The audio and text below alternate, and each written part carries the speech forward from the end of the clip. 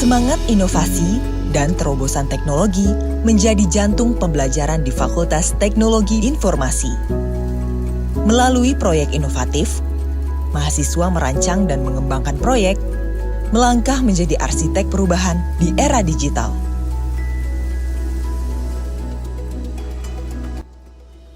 Assalamualaikum warahmatullahi wabarakatuh. Shalom, salam sejahtera bagi kita semua dan salam budi luhur. Perkenalkan, saya Jeremy Jonathan, dosen tetap pada Prodi Sistem Informasi, Fakultas Teknologi Informasi, Universitas Budi Luhur. Pada kesempatan ini, saya ingin menyampaikan penjelasan mengenai salah satu mata kuliah yang saya ampu, yaitu Komputer Forensik dan Hukum Dunia Maya. Mata kuliah ini diberikan kepada mahasiswa semester 4 dengan memiliki bobot 2 SKS dan akan diselenggarakan dalam 16 kali pertemuan. Rinciannya adalah 14 kali tatap muka atau pertemuan materi, serta 2 kali untuk ujian tengah semester dan ujian akhir semester. Komputer Forensik dan Hukum Dunia Maya merupakan mata kuliah dasar yang bertujuan untuk membekali mahasiswa dalam memahami, menganalisa, dan mengevaluasi prinsip-prinsip investigasi forensik komputer atau digital, serta aspek hukum cyber law. Dalam mata kuliah ini, mahasiswa akan belajar mengenai untuk memahami kejahatan cyber, prosedur penanganan bukti digital, analisis file sistem dan log, penggunaan tool forensik, hingga pembuktian hukum serta penanganan data protection dalam rangka penegakan hukum maupun peningkatan keamanan suatu organisasi.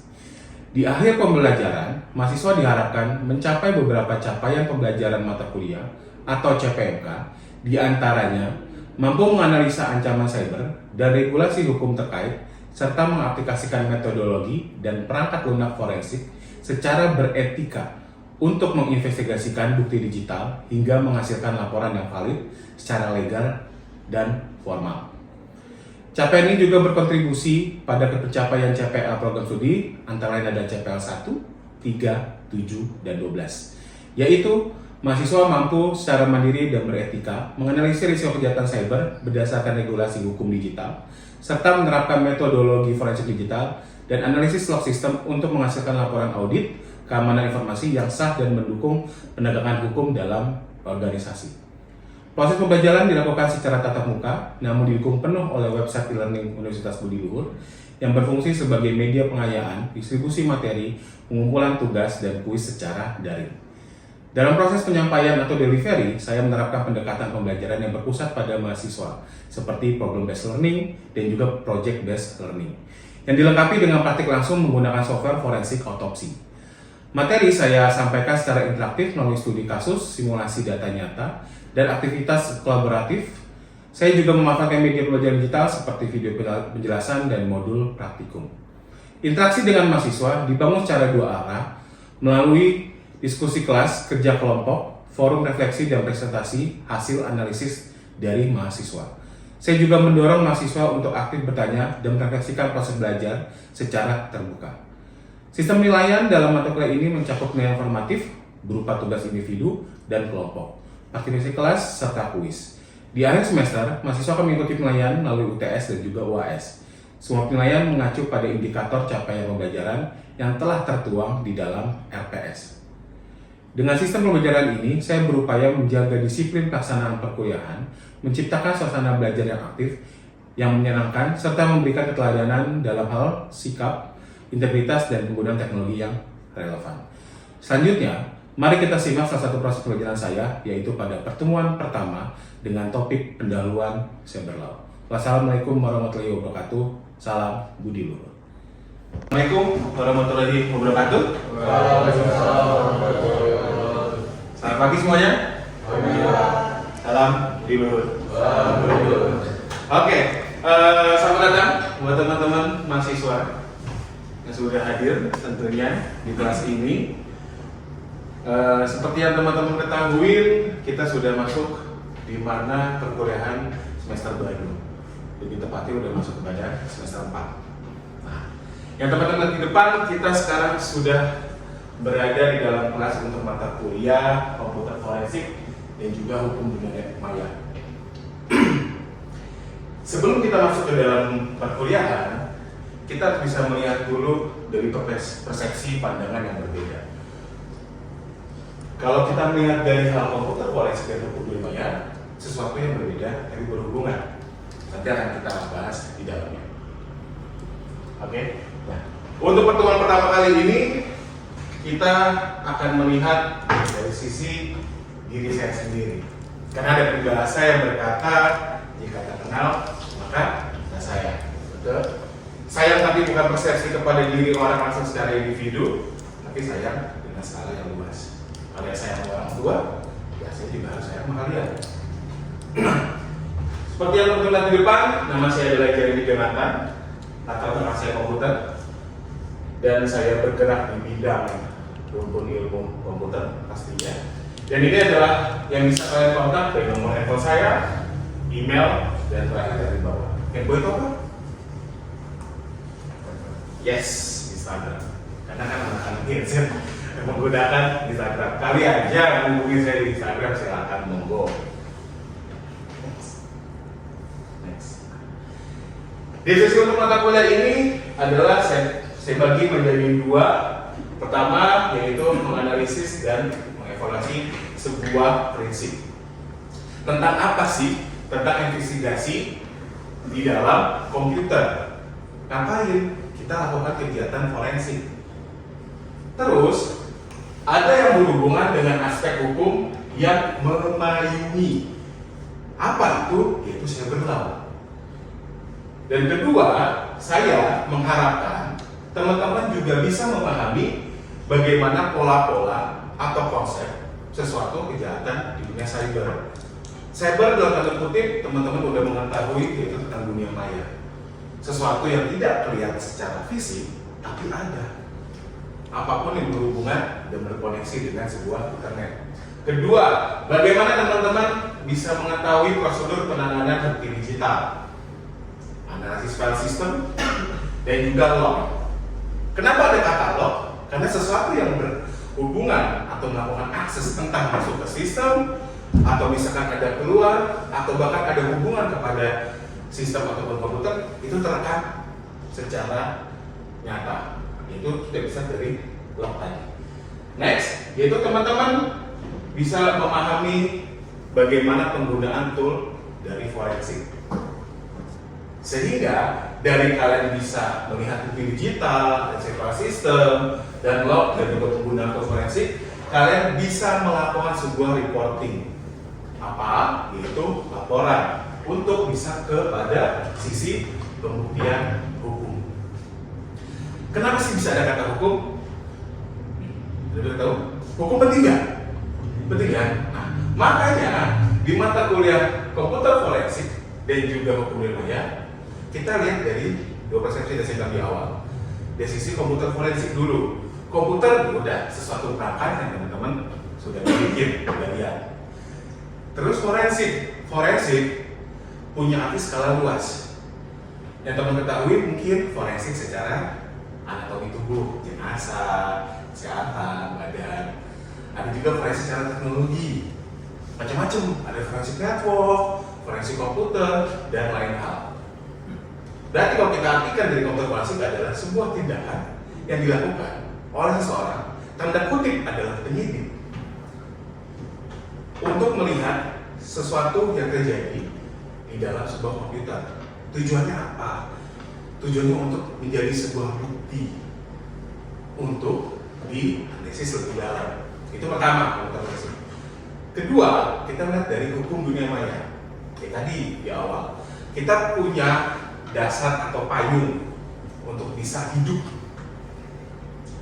Sebuah warga negara itu bisa menjalankan semua aktivitas atau melakukan sebuah kegiatan bermasyarakatan, pasti ada payungnya. Payung tugasnya buat payungin panas, air hujan segala macam. Nah, sesuatu yang kita laksanakan itu ada payung hukum juga. Kalian lampu merah, kalian jalan, nah hukum. Kalian melakukan hal yang salah, nah hukum. Sesuatu harus ada batasannya. Begitupun juga ini. Kita next. Kriteria penilaian dalam kelas saya dibagi menjadi seperti ini.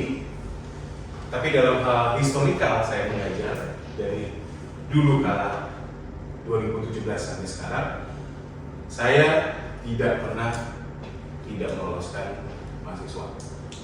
Kenapa? Selama teman-teman melakukan aktivitas belajar mengajar ataupun di kelas dengan baik, sesuatu pasti akan baik-baik aja. Dia tugas dan lain-lain sama. Kedua, untuk tugas saya bagi menjadi dua hal, individu dan kelompok. Individu pasti ada kuas, ada tugas. Kedua itu kelompok, ada presentasi studi akhir dan dokumentasi laporan atau report hasil dari koreksi. Ini akan kita pelajarin di after unit test atau after UAS UTS. Next, peraturan dan tertib ada umum dan khusus. Teman-teman mungkin sudah ketahui, tapi sama di kelas kita, yaitu sesuai dengan peraturan yang ada di kampus kita. Keterlambatan saya terima untuk maksimal 10 menit. Sisanya ada sesuatu yang terjadi yang sakit atau apa boleh dibawa ke saya. Selama itu benar adanya. Next, untuk komponen penilaian dibagi menjadi 3. Seperti biasa tugas UTS, UAS 30% untuk tugas, 30% untuk UTS, 40% untuk UAS. Sisanya ada syarat, esensi, dan harus 80% keadilan. Sebelum kita langsung ke sini, ada yang bertanya ini tentang rule kita? Aman? Di depan terpampang nyata sesuatu pedoman dari kampus kita yang diberitahukan atau ditanamkan oleh pendiri kita, Bapak almarhum Insinyur Zaitun, yaitu tentang 9 nilai kebudiluhuran. Dari pertama sabar mensyukuri, cinta kasih, sampai jujur, tanggung jawab, dan sopan santun. Ini selalu menjadi pedoman kita di kampus. Nah, next. Kita masuk kepada pertemuan pertama. Semua kegiatan kita perkuliahan teman-teman bisa lihat di RPS di dalam sebuah e-learning kita, di e-learning Budiluhur dengan cerita ini. Di situ juga ada grup WhatsApp yang bisa teman-teman akses untuk kita berkomunikasi tentang perkuliahan kita. Aman ya? Oke. Kita lanjut. Di sini saya underline menjadi 2, yaitu cyber law dan juga urgensi dalam hukum dunia maya. Kenapa sih di pertemuan awal kita mencoba untuk melihat dari sisi ini dulu? Karena apa? Sebelum kita bertindak, kita harus tahu dulu nih batasan kita. Kita harus tahu dulu nih, kita takutnya bertindak salah atau enggak. Kita mau ini salah atau enggak. Makanya kita harus bisa memahami terlebih dahulu sisi dari apa yang harus kita pahami. Batasannya apa? Makanya saya taruh di tahap pertama itu saya berlalu. Tujuannya adalah pastinya bisa mengetahui atau menjelaskan konsep dasar dari cyber law dan juga urgensi. Agenda kita bagi 3 untuk hari ini ada tentang cyber law, transaksi digital, dan juga hukum cyber. Mengapa sih kita membutuhkan cyber law? Sebelumnya ada yang tahu cyber law apa? Teman-teman? Nggak tahu? Ada yang tahu? Cyber law? Cyber artinya? Cyber. Law? Hukum. Berarti hukum? Mantap. Oke. Di sini ada 2 aspek tulis, yaitu kenapa kita butuh cyber law. Pertama pasti perkembangan. Pasti. Kita sesuatu yang berkembang, kita bisa beradaptasi dengan perkembangan itu. Nggak mungkin kita stuck di awal, nggak mungkin kita membiarkan perkembangan tanpa kita ikuti di belakangnya. Sama hal dengan dunia maya. Pertama yaitu perkembangan teknik yang lebih baik dan ada sesuatu yang bisa mengubah gimana kebiasaan hidup masyarakat yang dunia serba manual dalam kutip, tapi serba berubah menjadi semua serba digital. Transaksi lebih mudah. Kedua, meningkatkan transaksi digital, penggunaan e-commerce dan pertukaran informasi yang lebih baru lagi. Kita next. Di sini dibagi menjadi 2 lingkup pandangan, yaitu dunia nyata dengan cyberspace. Kalau kita melihat dari dunia nyata, ada 3 hal yang bisa membedakan atau mengartikan dari dunia nyata. Pertama itu batas teritorial. Kita bisa lihat batasnya. Indonesia dengan Malaysia punya batas. Indonesia dengan Kamboja punya batas, semua sama. Kedua yaitu wujudnya ada atau punya bentuk fisik. Ketiga, ada sesuatu yang membatasi hukum atau yurisdiksi tentang perbatasan hukumnya. Hukum Indonesia beda, hukum Singapura beda, hukum negara lain berbeda. Itu kita anggap menjadi dunia nyata. Hal kedua yaitu cyberspace atau dunia maya. Yang membedakan adalah yang pertama punya teritorial jelas. Yang di situ teritorial bukan tidak jelas, tapi tidak terbatas. Kedua, anatominya itu udah mulai beda. Di sini bisa kelihatan subjeknya, objek hukumnya. Di situ nggak kelihatan. Mungkin teman-teman sering melihat kabar bahwa ada kegiatan atau tindakan kegiatan yang di dalam dunia cyber kita nggak tahu siapa. Tapi kita mengetahui bahwa oh itu ada. Dan orang yang jadi kebanyakan membaca dari IP. Betul? Nah, identitas kita di dalam dunia itu sebenarnya IP, teman-teman. Setiap perangkat itu punya IP address yang berbeda-beda. Kalau misalnya IP address sama, tabrak. Jadi ada berbeda-beda IP address. Ketiga, yaitu akselerasi. Kenapa di sini ada 9 detik? Berarti semua hal cepat tanpa kita sadari rasa bakar. Next.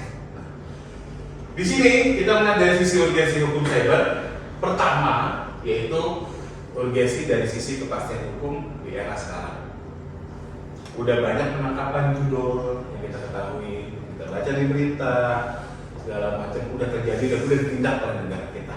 Yang saya ketahui dan kelihatan di mata kita. Sehingga dari hal-hal tersebut, kenapa dilakukan pembatasan judul? Dikarenakan ya emang ada hukum yang dilanggar, ada hukum yang tidak dilihat, atau hukum yang dijalanin, maka ada sebuah tindakan tersebut. Next, kita melihat dari sisi definisi dan hakikat cyber law. Kalau kita melihat dari dua sini, kita melihat dari sisi arti dan juga fungsi. Sisi arti adalah hukum cyber, teman-teman bisa melihat bahwa suatu hukum yang mengacu kepada keseluruhan aspek hukum. Sekarang ini teman-teman tahu hukum yang mendasari dari dunia internet yaitu UU ITE. Undang-undang yang melindungi transaksi elektronik. Teman-teman chatting, saya chat sama dia, itu udah transaksi elektronik. Saya chat ke dia, atau dia chat saya, selamat pagi Pak, udah transaksi elektronik. Saya balas, itu udah transaksi elektronik. Bahkan Pak, tolong diperiksa tugasnya dikirim file PDF semacam itu udah transaksi elektronik.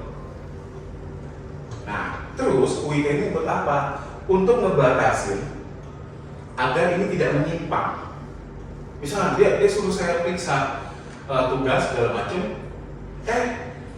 apa yang saya bicarakan dia screenshot kasih ke orang.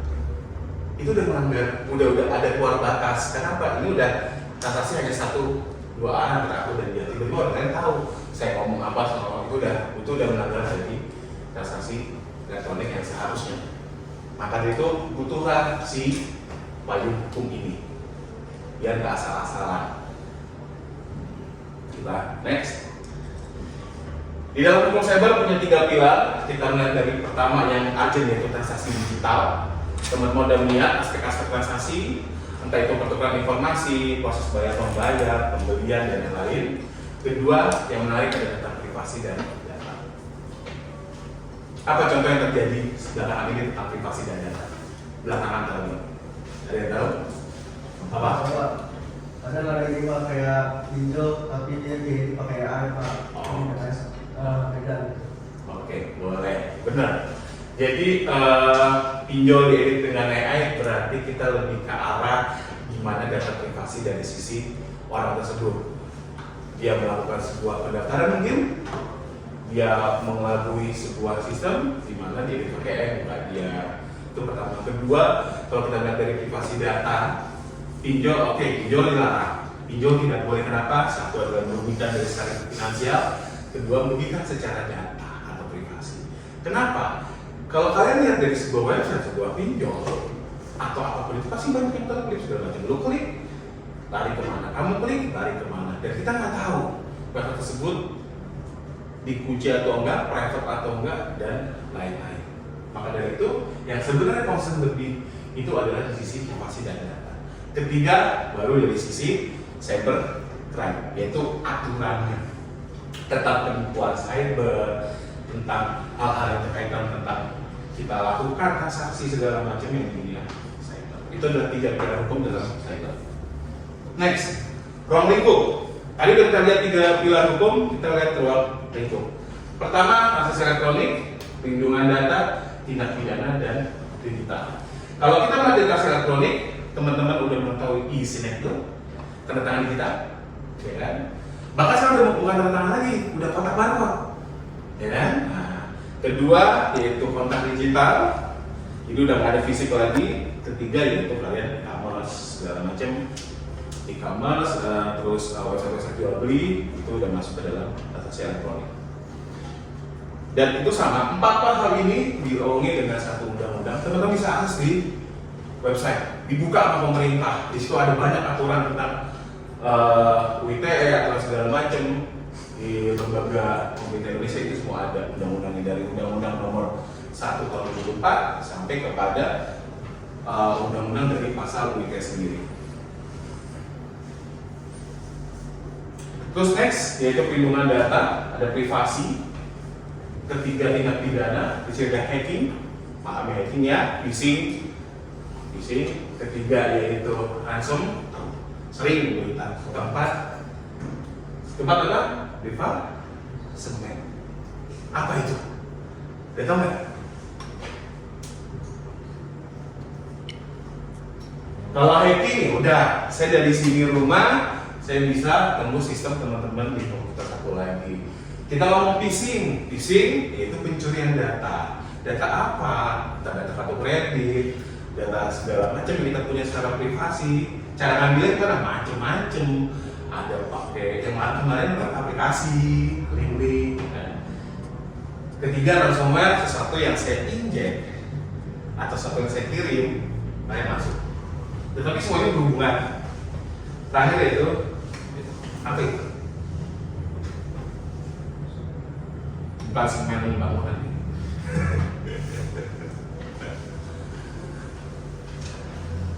Halo. Halo. Keempat itu adalah sebuah tindak pidana cyber di mana sering sebenarnya kalian lihat, yaitu sebuah website di mana tampilannya dirubah sesuai yang itu. Kalian rubah sesuai mirip untuk mengelabui kita. Oke, perubahan informasi yang tertera di dalam sebuah halaman itu masuk pada situ. Terakhir adalah bukti digital, di mana ada sebuah dokumen yang sifatnya sah. Next, tantangan yurisdiksi di dalam hukum cyber. Pertama yaitu aset teritorial, kedua yaitu asas.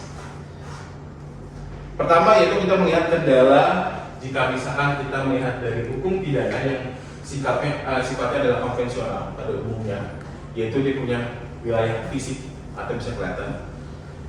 Kendalanya atau di cyberspace, di sini saya tulis adalah misalkan pelaku ada di negara A, kita di negara B, apa yang kita lakukan? Korban di negara C, apa yang kita lakukan? Kita izin, ada segala macam untuk izin, periksa dan segala macam. Kedua, kita ngomong ekstra teritorial, baru berhubungan tentang si undang-undang. Syaratnya apa? Jika misalkan dia lakukan merugikan seseorang, berarti itu harus ada di tindak. Siapakah dia, warga negara mana dan lain-lain. Kita next. Regulasi tadi digital dibagi menjadi 4, ada pengakuan hukum, ada kepastian hukum, syarat sah, sampai ke tanggung jawab. Kita bicara mengenai pengakuan hukum, berarti kita ngomongin tentang bukti informasi. Kedua, kita melihat kepastian hukum, yaitu kita melihat dari sisi si pelaku. Pelaku tersebut wajib menyediakan informasi yang benar, jujur, dan jelas. Ketiga, syaratnya yaitu harus memenuhi kesepakatan, dan keempat yaitu tanggung jawab. Dan next, tadi di awal atau sebelumnya kita singgung namanya tanda tangan elektronik, di mana sebuah tanda tangan yang udah tidak terlihat secara fisik, cuma udah diganti fungsinya, cuma sifatnya sah untuk menggantikan fungsinya sendiri. Pertama, fungsi dari data analytic ataupun autentifikasi yaitu menjadi alat verifikasi identitas. Teman-teman tahu OTP masuk ke handphone, masuk ke email, itu penting adanya. Sekarang udah ada syarat mana harus 3, ya kan? OTP. Kedua yaitu sifatnya tersertifikasi menggunakan sistem digital, ada tanda barcode dan lain-lain. Ketiga yaitu kekuatan dari pembuktian. Bagaimana hal-hal tersebut punya sifat atau punya hukum atau kekuatan hukum. Dan harus sama dengan tanda tangan sifatnya konvensional atau yang masih basah. Walaupun kita masih butuh yang tanda tangan basah, cuma penggantinya sudah ada. Next. Nah, kita stop untuk sekarang ini. Nah, sekarang dari hal tersebut, gimana caranya kita mengetahui sesuatu yang kita bisa lihat? Tujuan dari adanya tadi kita lihat hukum di awal penjelasan, yaitu untuk punya payung untuk kita lakukan alat bukti. Kita bertemu alat bukti. Alat bukti diambil dari mana? Komputer. Tujuannya buat apa? Alat bukti itu tidak dirubah dari awal. Kita pastikan alat bukti tidak dirubah dari awal.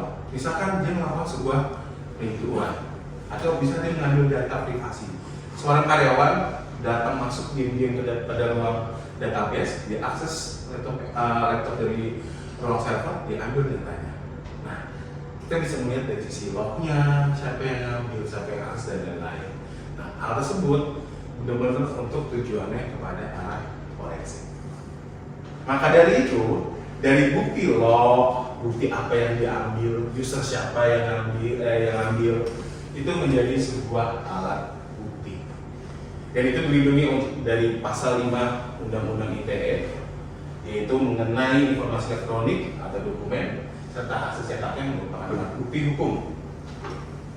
Kedua yaitu syarat aksesibilitas, sifatnya sama kayak sebelumnya, yaitu sifatnya harus utuh dan sah secara hukum. Perannya apa? Untuk membuktikan yang tadi kita temukan buktinya atau dokumennya itu benar bisa nggak sih dari awal. Jangan sampai dokumen itu udah dirubah. Kita next. Kesimpulannya dari pertemuan kita hari ini yaitu kita melihat dulu nih dasar awalnya, sisi cyber law-nya, sisi hukumnya segala macam. Ada cyber law lahirnya kapan, kerangka regulasi Indonesia, tentang elektronik sampai kepada hukum forensik bertindak sebagai tindakan sains. Jangan lupa untuk di pertemuan kedua saya kasih tugas di dalam e-learning, yaitu kalian cari berita atau kejahatan di dunia maya yang ada di negara kita. Kita ambil 2 tahun belakang lah. Baru kalian tulis kronologisnya, pelanggarannya apa, isu digitalnya apa, dan kira kalian kumpulin. Next. Question nggak ada? Ada question lagi? Aman? Terima kasih. Sampai ketemu di pertemuan minggu depan. Minggu depan kita mungkin akan mencoba untuk mengenali tentang tools forensik. Kita pakai tools forensik apa? Kita pakai autopsi. Di situ kita bakal bedah komputer dan lain.